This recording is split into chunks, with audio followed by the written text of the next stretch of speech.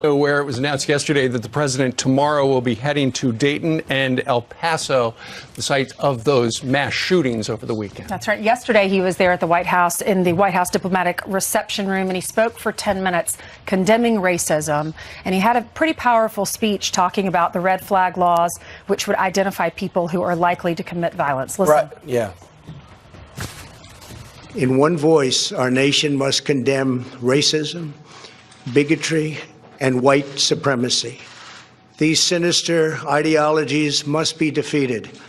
Hate has no place in America. We must stop the glorification of violence in our society. Cultural change is hard, but each of us can choose to build a culture that celebrates the inherent worth and dignity of every human life. We must reform our mental health laws to better identify mentally disturbed individuals who may commit acts of violence. Mental illness and hatred pulls the trigger, not the gun. Now is the time to set destructive partisanship aside. Our future is in our control. America will rise to the challenge. We will always have, and we always will, win. The choice is ours, and ours alone. It is not up to mentally ill monsters. It is up to us. So in the president's time, there's been 17 mass shootings. With President Obama's 8 years, it was 32. But you get the idea sometimes that they started with President Trump by listening to some of the rhetoric out there. And the president yesterday, so far over the last 2 days, which have been horrific, has stayed above the fray. And he's not engaged with the myriad of attacks that are coming his direction. In fact, the front page of the New York Times, yeah, he assailed hate, but he didn't take it out on guns. They ended up changing that headline because so many people complained about the first headline. You know, one of the things he did do, it was interesting because yesterday, and by the way, Brian, welcome back. Thanks. After a couple of days off. The president yesterday, he did tweet out about, he was going to say something about background checks, which he specifically did not do. And also, he linked it with immigration. That did not come up. But the important thing, I think, that would have been helpful in the case, particularly in Dayton, was the president called for red flag laws, which would allow judges rapid due process to bar troubled people from getting their hands on guns. And the more you learn about the Dayton shooter, remember, we were talking yesterday about how a guy put out a hit list of people that he'd like to kill, had a rape list. One of the girls on the rape list, apparently, according to the Daily Mail, he told her, the shooter told her, "You're on my rape list."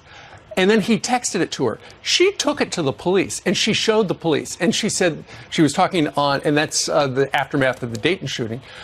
She told the police, she said on Facebook, they did nothing. When he put out that hit list where he scrawled the names of people he wanted to kill on the wall, it became a police matter. He was 17 years old at the time. That's the problem. He was 17 at the time. The police came in. There was an investigation. A third of the school didn't show up the next day because they were terrified. Yeah. So what happened? The guy was obviously known to people in his community. This guy's a problem. Well, yeah, but the whole problem is he's not 18, so they protect him for some reason. There's got to be maybe some audibles that you call there. They listen, if he's got a kill list and a rape list, and he's writing it on the wall, and schools are schools are adjusting. Just because you turn 18, you shouldn't expunge that. He shouldn't have been able to get a gun. A rape list, a kill list. He's going out with his sister to the bars and the restaurants and then kills her. Kills his sister. Well, this guy is evil. The school would not confirm anything aside from the fact that he went to the school, and the police are not really saying much about it. But we are learning a little more about what happened in Texas. That's exactly right. We're learning more about what happened in the hours before the Walmart shooting as the number of dead individuals there rises now to 22. Jonathan Seri is live in El Paso this morning with brand new details. And Jonathan, it sounds like he wound up at that Walmart because he was hungry. Yeah, that's something investigators are looking at as authorities investigate this case as a possible hate crime. They're trying to determine the motive. City officials believe the gunman targeted El Paso because it is a border town that prides itself on its bicultural population. But the location he struck in this town may have been random. He took about 10 to 11 hours traveling from Allen, Texas to El Paso. As soon as he got here, he was lost in the neighborhood. After that, he found his way to the Walmart because we understand he was hungry. Police have released the names of the 22 people who died. They range in age from 15 to 90. At least 7 were Mexican citizens. Mexican authorities are considering requesting the accused gunmen be extradited to face trial in their country. We consider this to be an act of terror, obviously in U.S. territory, but against Mexican citizens. So we will be sharing all the details with our authorities. Organizers say 1,500 people attended a memorial vigil for the youngest victim, Javier Rodriguez, who would have started his sophomore year in high school. Friends say he was a good student and enjoyed soccer. Carpenter Greg Zanis, who honors victims of mass shootings with handmade memorials, delivered wooden crosses to a parking lot overlooking the crime scene. It has become a place for prayer and hope. If you look around, there's so many people that have come down and support us from so many different places. I've just talked to a few of them that come from everywhere, and regardless of color, they are here and they're supporting us, so it's not about a race thing for me. Police say 27 survivors suffered injuries in Saturday's attack. 15 of them remain hospitalized, with 2 in critical condition. Back to you. All right, Jonathan Seri live in El Paso. Thank you very much. Yeah, there's so much mystery that has to be unfolded there. I give the president a lot of credit, too, because evidently obviously the mayor in El Paso, negative things to say. Beto O'Rourke, the former congressman there, couldn't be more negative. The president says, I'm going anyway. I'll see you there Wednesday. Hopefully they'll understand that this is America and he's America's president. Well, there's a congresswoman there and there's Beto who have said negative things, but the mayor actually said, we have not agreed on all of our politics, but he did call me. And he was very gracious on the phone and he offered help. He said, I didn't give him any specific requests because we're trying to see how this all plays out. But we are going to work together. And he said, it is my honor and my duty to welcome the president to El Paso. So the president is going to El Paso and also to the city of Dayton tomorrow. In the meantime, we've heard from a couple of very prominent Democrats, in particular Barack Obama, former president. He came out with a statement yesterday. It was sharp. He said this: we should soundly reject language coming out of the mouths of any of our leaders. It feeds a climate of fear and hatred or normalizes racist sentiments. Leaders who demonize those who don't look like us or suggest that other people, including immigrants, threaten our way of life or refer to other people as subhuman or imply that America belongs to just one certain type of people. It has no place in our politics and our public life. And it's time for the overwhelming majority of Americans of goodwill, of every race and faith and political party, to say as much clear and unequivocally. I guess he's talking about the President Trump. You think? I think so. I'm just wondering did George Bush ever condemn President Obama after Sandy Hook? Did President Bush ever come after? He had 32 shootings of 4 and more mass shootings during his reign. Not many people said, wow, it's this President Obama is out of control. 17 so far, President Trump. It's way too high. But I have news for you. Mass shootings were happening before the president even thought about running for president of the United States. Right. It's a political season, and the election's around the corner. But he's not running anymore. But they want to, the president is, and they want to continue to push that racist narrative. Well, Hillary Clinton had an observation, and she tweeted this out. I can't wait. Regarding, the president and everybody else has been talking a lot about mental health issues regarding this. And she's wrote, people suffer from mental health illness in every other country on earth. People play video games in virtually every other country on earth. The difference is the guns. She's talking about the size of the guns. Mike Huckabee was asked about it. And to your point, Brian, he had very similar comments. Listen to this. I don't remember anybody blaming Bill Clinton, her husband, or Barack Obama. We had mass shootings when they were president. It's not a president's fault, and it's not a president's fault whether it's Trump, Obama, Clinton, or George W. Bush. It's our cultural fault, and part of what we've done, we've created a culture in which we've said there is no God, and human life isn't really worth that much. And life is expendable, and there are lives that are disposable. And when a young man believes his life is disposable and expendable, he thinks the lives around him are too. So why are we so shocked that he would be taking mass killings as his avenue of expressing his rage? Yeah. And by the way, the Dayton shooter, we don't know a lot about him. We know this. He was retweeting anti-ICE tweets. We know that he seemed to be a supporter of Elizabeth Warren and left-wing causes. I don't think people are blaming Bernie Sanders for what happened on that baseball field or Elizabeth Warren for what her rhetoric might have led to in Dayton, because it had nothing to do with either one of those individuals. These shooters were totally different. There was the one in El Paso said that he thought he was avenging the Hispanic invasion of Texas. He had a racist-filled manifesto. The guy in Ohio, he supported Antifa, he supported Bernie, Elizabeth Warren, he supported Satan, and he was a socialist, or supported socialism. So they're two different shooters. You cannot blame a president. It is the shooter's fault. These people were crazy. They are evil. As soon as you blame people, you are guaranteed nothing will get done, because then people go to their corners and they get defensive instead of working towards a solution, which Mitch McConnell has tasked leaders in the Republican leaders in the Senate. Nancy Pelosi's thinking about calling back the House to try to solve this problem. Evil goes back to the beginning of time. There have been evil people in every single government. And this is what happens when you have someone who doesn't fear the Lord, who doesn't fear God, who doesn't, as Mike Huckabee was saying, who doesn't value human life. Well, as always happens in times of tragedy like this, people look for answers and they look for people to blame. Here's Ben Shapiro. Watch.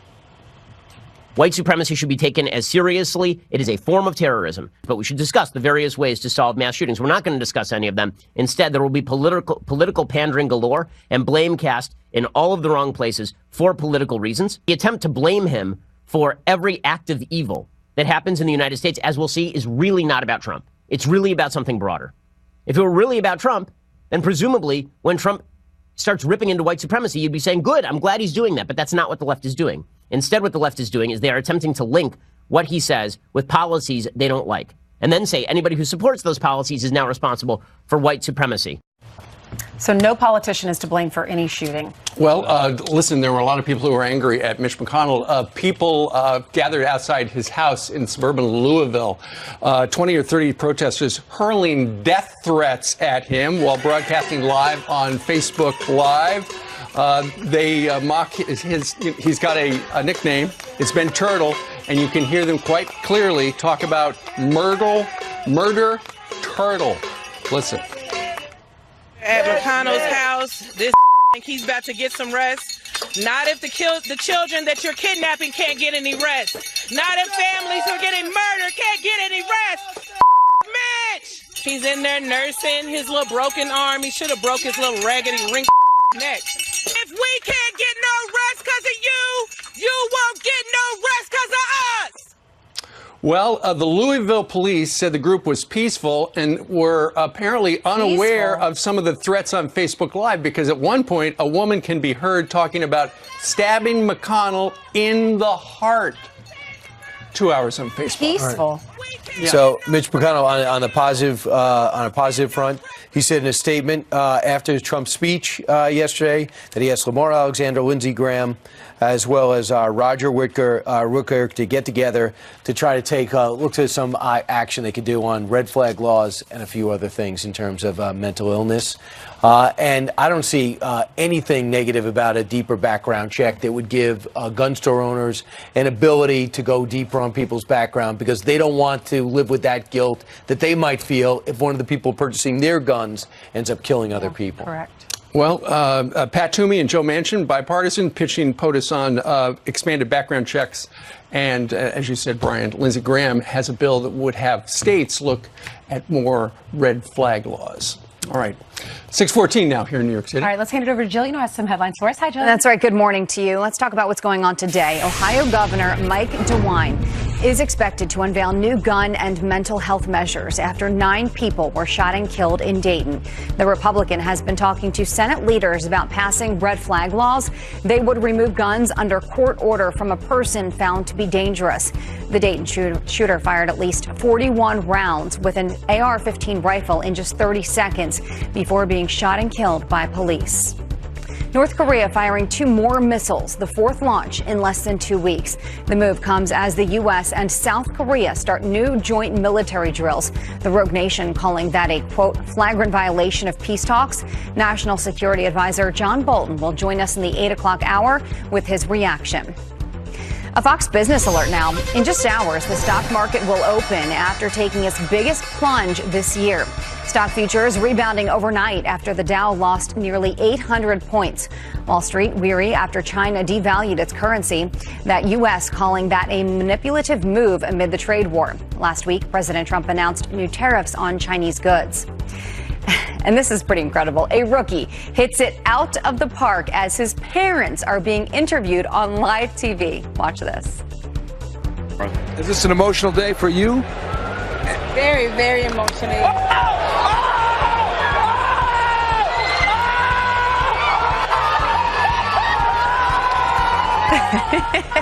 Look at that excitement.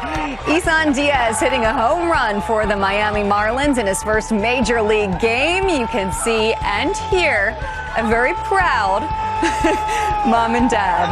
It's awesome. Why do you say they were proud? Just a little bit. Isn't that great? That is awesome. Amazing. It's great. Congratulations. Yeah. It's great to see some excitement at a Marlins game, right? I mean, it's unbelievable. True. All right, Jillian, thank you. Meanwhile, this is something even Democrats didn't expect at last week's debate between the 2020 hopefuls. A lot of criticism of Barack Obama. You can't have it both ways. You invoke President Obama more than anybody in this campaign. You can't do it when it's convenient and then dodge it when it's not.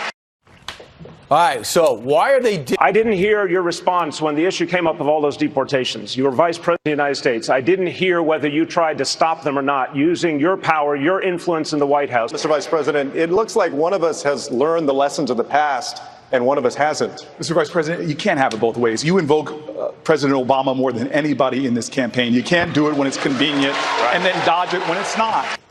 Well, former President Barack Obama wasn't on this debate stage last week, and yet criticizing him was one of the main focal points for a number of the 2020 Democrats. So why are they ditching President Obama's legacy rather than embracing it like Republicans did, for instance, with Ronald Reagan, a tale of two legacies? Here to weigh in is presidential historian Doug Weed. Doug, good morning to you. Hey, good morning, Steve. What did you make of how stridently the attacks came on the Obama legacy? Yeah, well, this isn't about what the American people want or the Democrat Party want. It's what a very tiny group of Democrat activists want, and they're more socialist, and they don't want to go back to Obama, and that's who the Democrat nominees need. They need to plug into those activists. They will help raise the money. They'll organize the early caucus states like Iowa, the early primary states, New Hampshire, Nevada. The majority of the voters in the South Carolina early primary will be African American. They're driven by this activist socialist base, and so that's who they're going after. Well, go ahead, and you've got a unique worldview of history. Go ahead and compare the way the Republicans have embraced Ronald Reagan through the years as opposed to how these Democrats have, well, at least at that particular debate, gone after his legacy.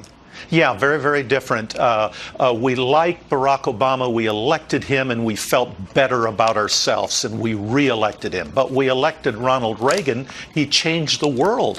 When he was first elected, no one expected him to win the Cold War, but he did.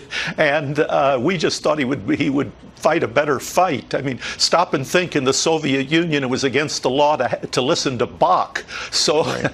And the professors on campus were saying we need to accept the fact we're headed towards the Soviet era. So Ronald Reagan changed the world. No one wants to go back to Obama, 16% unemployment for African Americans, but they like the legacy of Ronald Reagan and turning the world upside down. Well, you cited some statistics there. Barack Obama's approval rating, according to Gallup, is 60% here in the United States, with 90% among Democrats. So you would think that it would fly in the face of conventional wisdom that you attack a guy who is so popular. Yep, but it's the activist base that will help those Democrat nominees get the nomination. They need the people who will work, who will get on the phones, get online. And so that's the finite group they're going after right now. And no one wants to go back to Obama. We love Obama. We love the fact that he won that election. We re-elected him as president. But, I mean, there are 3.6 million people off of food stamps, according to the Associated Press. And the Trump economy, no one wants to reverse that and go back to where we were.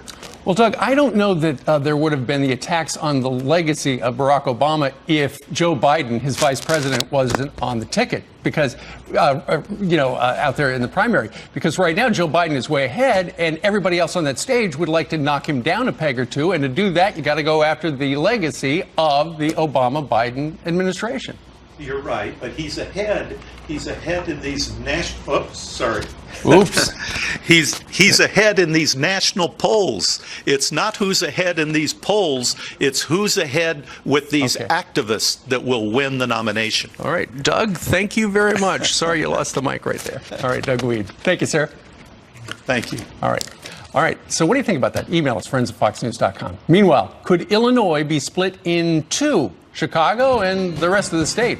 Some Republicans in Illinois are trying to make that happen. A discussion coming up next. Arrested in Scotland after allegedly failing breathalyzer tests before they were supposed to fly to Newark, New Jersey. The flight was ultimately canceled. And yes, we're watching you. Hong Kong airline Cathay Pacific admits that it's surveilling passengers with onboard cameras. The company's collecting images to monitor how people use in-flight entertainment and pass their time. Cathay Pacific says the cameras are for security purposes. Brian? All right, Fox News Alert now as we mourn the horrors of El Paso and Dayton, another city reeling from its mostly bloody weekend of gun violence this year in Chicago.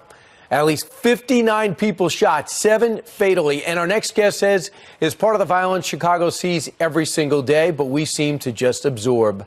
Chicago native and Fox News analyst Gianno Caldwell writes about that in his upcoming book, but wants to talk about it now. Gianno, as much as you're horrified by those two city shootings, what do you think about Chicago and what they experience almost every weekend? You know what, Brian? It's completely and totally heartbreaking that the people of Chicago seem to be plagued by the violence that occurs on an almost daily basis. I think back to 2017 when there was such violence over a course of a weekend and families went to the hospital to mourn the violence in the hospital parking lot. Somebody drove by and shot people in the hospital parking lot. This should never happen in an American city, and it's something that we continue to see occur on a day-to-day basis in the city of Chicago. And this is my call to the residents of Chicago. It's time for us to speak up. Absolutely. No longer should we have a code of silence. We need to talk to the police. Get rid of this idea of no snitching. We need to talk to the police. We need to work with the police. Oftentimes people know who the shooters are. They know who the folks that are committing these violent acts, and people must talk to the police and work with them in order for us to solve this crisis. And whether it's formally, informally, as the police, law enforcement has backed out of places like Baltimore and Chicago, all hell is broken loose. Currently, 8 of the 118 state lawmakers in Illinois are backing a legislation that would pull Chicago out of the state. Interestingly enough, this isn't the first time that an idea like this has sprung up. There's been several attempts at this since the 1800s. And things have become progressively worse considering the fact that you've had a state ran by Democrats who really ran it into the ground. You talk about Chicago, a hub. There should be a hub of success, but you see the moral decay that the elected officials oftentimes push there. You see the financial ruinings by way of the pensions that continue underfunded and the unions that take advantage of it. And you see the corruption that continues in Chicago and reverberates itself throughout the state of Illinois. This is problematic on many levels, and this is one in which Republicans really have a strong opportunity to present a case to the people of Illinois to change the dynamic there, because the people there feel that they've been taken for granted. Right. So this would make Chicago the 51st state. They say the city is more powerful than the state, the mayor more powerful than the governor, and that would change all that, especially with the raft of killings that are happening. Rahm Emanuel, with all his political savvy and power, fell flat on his face, and now you have somebody else coming in, and things just seem to be getting worse. I think it's also important that Republicans have backed out. I mean, they haven't tried to get back in. Hillary Clinton gets 55% of the vote there. This is what happens with one-party rule. I absolutely agree, and I talk about that in my book, Taking for Granted How Conservatism Can Win Back the Americans That Liberalism Failed. It's so important for the Republican Party to go into areas in which people don't want them there. We talk about President Trump going into places like Dayton and El Paso, where some folks don't want him to go. But the truth be told, we need leadership, and we need good moral leadership. We need President Trump to go into Chicago because we have to solve the violence issue. And it's important for people to put egos and political agendas aside and work with the leaders across whether it be the state of Illinois or the United States of America, where we have a president who's willing to go out and do the work. Right. So I think that's where the change in dynamic needs to happen, and it needs to happen now. Right. The one thing you could say about John McCain, too, he would have these town halls, and half the place would be angry at him, but he would take incoming. Now, all these politicians just want friendly people asking them friendly questions. And by the way, in Illinois, not such a great feeling. 67% say they think things in the state are off track and moving in the wrong direction. They need some hope. Republicans have an opportunity, and that's what you write about. Giano, thanks so much. Thank you for having me. You got it. Meanwhile, coming up straight ahead, Senator Lindsey Graham unveiling his push for red flag gun laws after this weekend's deadly shootings. Listen. The government has to prove by clear and convincing evidence that the person is disturbed, a danger to themselves or others. And if that test is met, they can seize the gun. Our nation has watched with rising horror and dread as one mass shooting has followed another. We cannot allow ourselves to feel powerless. We can and will stop this evil contagion. In that task, we must honor the sacred memory of those we have lost by acting as one people. We must seek real bipartisan solutions. We have to do that in a bipartisan manner that will truly make America safer and better for all. All right. So that was the president yesterday about 10:10 in the morning. Judge Napolitano joins us right now. Judge, as you heard the president speaking from the White House, and he had some suggestions on red flag laws, see if we can do anything with social media companies to try to figure out who's going to do this stuff, video games. Any of that possibly going to become the law of the land? I think a lot of it will not become the law of the land. But let me say this about the president. He is the most faithfully pro-Second Amendment president in my memory, even more so than Donald Trump. And I think what he said, rather than Ronald Reagan, forgive me, he's Donald Trump. I think what he was attempting to do yesterday was to address the issue at its fringes without interfering with the core right of law-abiding people to keep and bear arms. Which you agree with. Which I agree with. So a person who lawfully possesses the type of weapon that these creeps use should not lose their right to carry that weapon because somebody else misused it. That is at least the theory of the Second Amendment. The theory of the Constitution is, and here's where I commend Senator Graham for his efforts to try and address this, but I don't think it's constitutional. The theory of the Constitution is we don't punish people, we don't take their rights away from them because of what they might do, because of what they could do, because of what we fear they'll do, but only because of what they have done. We just don't live in a society where judges and juries predict behavior and punish it before it happens. But Judge, when there's a rape list and there's a kill list that he had in high school, that is something that he did do. So then the gun should be confiscated. That is a red flag. That is a red flag, and it doesn't show up on the databases. The strictest database in the country is New Jersey's because they combine their own plus the federal. Both of these creeps would have passed a background check applying the strictest database because this type of thing that they saw in the high school doesn't make its way into the database. The local police department investigated the guy. Without a charge, and this is a defect in the reporting system, without the filing of a charge, it doesn't make its way into the database. So the databases are only as good as the information that's in there, and they're only as valuable and up to date as is that information. Here's what Lindsey Graham proposed last night. As usual, every time there's a major issue, he seems like the only one who does any work. Listen. There has to be an imminent threat of harm to oneself or to others before the police, and it can only be the police, can go to a judge. You have a hearing. You got to have more likely than not standard that there's an imminent threat of bodily injury. 7 days later, you have a full-blown hearing, clear and convincing evidence where the gun owner can come in and defend themselves, and the government has to prove by clear and convincing evidence that the person is disturbed, a danger to themselves or others. And if that test is met, they can seize the guns and get the person the help they need. What I want to do is encourage these laws with robust due process, and I think that's the president's goal also. So I think that is the president's goal as well, but that's all the federal government can do is encourage these laws and pay the states to do it. The feds can't order the states to do these things. Right. There are half dozen states that have these laws now. The neighbor complains, you're using your gun in the backyard and you're angry as you're using it. That is not a basis to take the gun away. That is not a basis to deprive somebody of their rights. Would you think an effective tool from this experience would be to make public these records of high school kids with kill lists?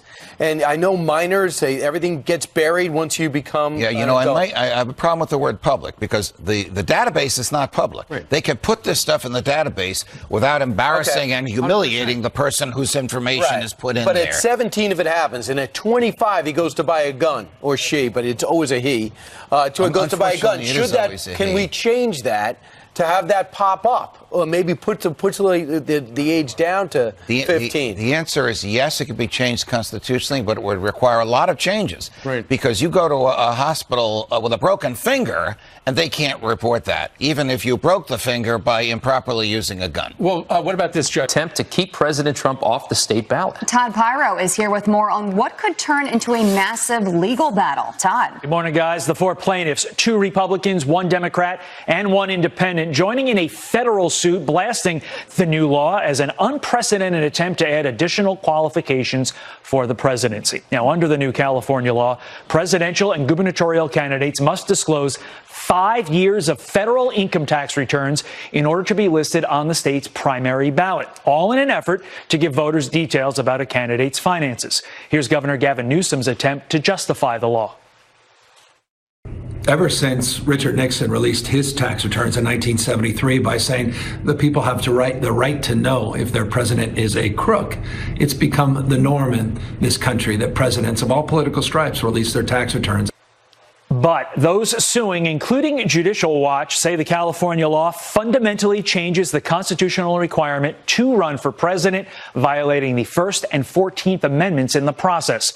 Judicial Watch President Tom Fitton adding that California politicians, in their zeal to attack President Trump, passed a law that also unconstitutionally victimizes California voters.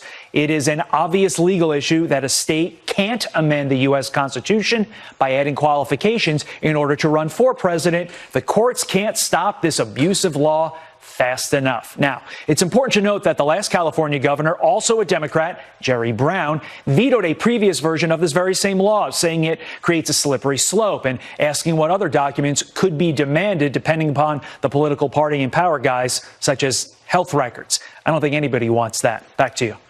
Yeah. All right, Todd, thank you so much. We appreciate it. No problem. Alarming numbers now showing more kids quitting sports now than ever before. So what's behind these early retirements, and should we be worried about the next generation? A family therapist is here with what parents should know. Next. But first, here's Brian Kilmeade, and he's going to show us what's coming up on Fox and Friends here in just a few minutes. And you know what, Julian and Rob, we're going to be discussing that same thing with Eric Coleman, Kobe Bryant, and other high-profile athletes. Eric Coleman, former New York Jet, saying, hey, kids are stopping playing sports before 9th grade. We used to have 45% playing. Now they're down to 38%. This is a great issue for all parents and players, so I hope you stay tube side. Meanwhile, we're going to be talking about the gun violence over the weekend and how everyone's using this as a political opportunity. Democrats a full-blown blaming President Trump for all of that. We'll discuss that as well as the blowing up China-America trade war, how Republicans and Democrats can come together to push back on that behemoth called Red China. amongst our guests, Kellyanne Conway live. She's counsel to the President of the United States, and that's what she looks like when she looks over to the right. And then John Bolton will be here, National Security Advisor. New sanctions on Venezuela like you've never seen before. And Judge Andrew Napolitano. What the president is proposing and what Senator Lindsey Graham's proposing is indeed constitutional. Convincing William Patrick Williams to get treatment at the hospital after he revealed his plans to shoot up a hotel and then commit suicide by cop. Police found a gun along with loaded magazines, knives, and tactical clothing inside his hotel room. Williams is facing 5 years in jail for lying to a firearms dealer about his address. And a little boy's rescue from a manhole is caught on camera in China. Take a look. The kid, see that? He's a 3-year-old. He steps right onto a broken manhole cover and oops, there he goes, dropping right down into the sewer. And his parents looking down, trying to figure out what exactly to do here. Dad, though, quick thinking, considers going down into the well before he just reaches down and is able to pull his son right out. That toddler is okay. Scary stuff. Jillian. That is tough to watch. Wow. All right, pro athletes teaming up to launch a campaign called Don't Retire Kid after a study shows nearly 62% of kids have quit playing sports. I'm here to announce my retirement from sports. Baseball, basketball, all of them. I said I'd play this game as long as I was having fun. And now, it's time to call it quits. So should we be worried about the next generation? Joining me now is author of Disconnected, How to Reconnect Our Digitally Distracted Kids, and family therapist Tom Kersting. Thanks for your time this morning, Tom. My pleasure. My pleasure. It's a little disturbing when you hear stuff like this. What do you make of it? Well, I think back to when I was a kid, I played sports. I played competitive sports, but I played a lot of pickup sports too. I mean, we'd be outside all summer. We'd go down to the fields, play home run derby during football season. We'd play tackle football. And I think nowadays, part of it is that kids, sports is so concentrated for a lot of kids to one sport, okay? And parents are really, pushing that kid to excel at that sport. And that's part of the variable right there. You can become burnt out. Well, that's what we were talking about in the commercial break is when I was younger and when you were younger, we would play a different sport every single season. But now it seems like parents and kids are so focused on playing that one sport, getting really good at that one sport. So you wonder if that, adds to the percentage of kids who are not playing all these sports. Yeah, and definitely another component is we're up against the screens nowadays, video games, social media, smartphones, and so forth. And kids are spending more and more time indoors than they are outdoors. And we have to get them outdoors. What do you think makes video games different now, though? Because we had them when I was younger. Well, they're designed I used to play. differently. I had the little Sega things, Sega Genesis I used to carry around with me. Nowadays, they have hundreds of engineers behind the scenes doing everything they possibly can to get the ultimate dopamine drip out of people's minds. So Everyone that's is on their definitely part of it. phones. They have phones a lot younger nowadays. Yeah. Let's take a look at some numbers here. Kids who have quit sports, 62% of American children have quit playing sports. 62%. And then look at this participation drop rates here. 2008, 45% of kids played sports. In 2018, that dropped down to 38% of kids that are playing sports. Now, I also wonder if the conversation of concussions has scared a lot of parents into maybe allowing as easily their kids to play sports like football, like soccer, things that have been a part of that conversation. Yeah, well, for sure. I mean, the concussion protocol, we hear about that all the time, especially in a sport like football. But you think football when you think concussion, but there's a lot of other sports. People are getting concussions in volleyball, getting hit in the back of the head from a serve. So that, all of that plays into it for sure. And really, I coached for many years also as a dad.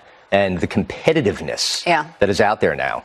Kids at a young age are competing. And I always said to my baseball players that I coach, I don't care if we win.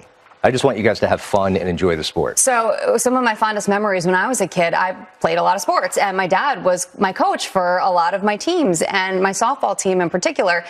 Whether we won or lost, he was one of the best coaches out there, and he was never mad. He was never, getting competitive about it. But when we won, he would take our team and treat the whole team to Dairy Queen after every single win. And that's a memory. You know what I mean? Totally. I'm almost sad for kids nowadays that they don't have those memories and that they don't learn those team activities. You learn so many developmental skills for later in life. I couldn't wait to go to Carvel when I was a kid playing baseball as a young kid. But it does. It teaches, sports teaches kids camaraderie. It teaches how to accept failure. It teaches discipline.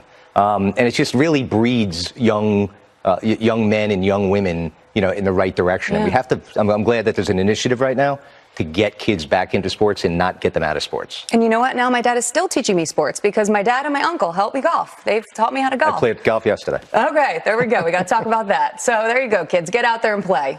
get off your phone for a second, right? Yeah, exactly. Tom, Unplug. thanks for joining us. All right, thank you. It is 6 minutes until the top of the hour. Trading in plastic for paper. Only one problem. No one is properly recycled. To receive free shipping on their prescription medications and other drugstore products for a flat fee of just $48 a year. The program was tested in 3 cities before CVS announced its nationwide rollout. Turns out McDonald's paper straws aren't so eco-friendly. The fast food chain admitting the straws, which replaced plastic straws at UK and Ireland locations, can't actually be recycled. McDonald's insists the issue is with the country's waste management infrastructure, saying it hasn't kept pace with the emergence of paper straws. Ironically, the chain's plastic straws were recyclable. That is the ultimate irony. All right, time for the good, the bad, and the ugly. We start with the good. Former President George W. Bush sharing an adorable picture of his first grandson. His daughter, Jenna Bush Hager, gave birth to Henry Harold on Friday, and Hager joked her dad was mad his name wasn't George, but told People magazine he was looking forward to having a little fishing buddy. Cute. Next, the bad. NFL star J.J. Watt makes the kid's day, but then breaks the little guy's bike. Check it out. Yeah, that's good. Okay? Yeah, that's good. Okay? It was pretty awesome until I broke the bike. The bike that I was using was not equipped for a 290-pound man. You think? The defensive end for the Texans taking part in a Green Bay Packers tradition during a joint practice. But Watt says he got the kid a new bike. Finally, the ugly. Every rose has its thorn, but this bouquet had something a little more dangerous, had a knife in it. TSA agents in Seattle finding the blade hiding between the stems in a passenger's carry-on bag, and that person will face a civil penalty. Yikes. Yeah. Thanks for watching. Have a good day, everyone. Fox and Friends starts right now.